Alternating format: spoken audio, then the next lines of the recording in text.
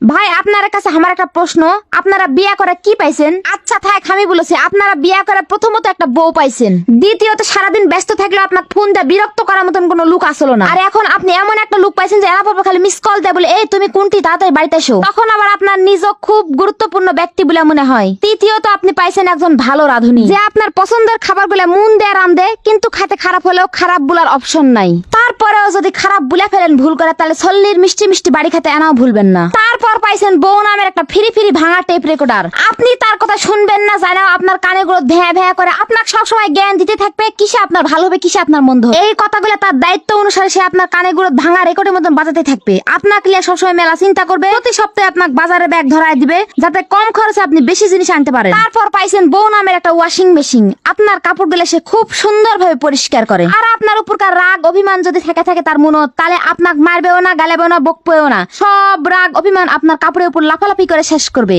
তারপর আপনি নিজের ঘরত রাত 10টার পর ঢুকতে পারবেন না, সেই জন্য বউ নামের একটা দারোয়ান পেয়ে গেছেন। তাহলে ভাই বুঝেন একটা বিয়া করে আপনারা কত লাভ করেছেন, একটা বইয়ের মধ্যে কত গুণ।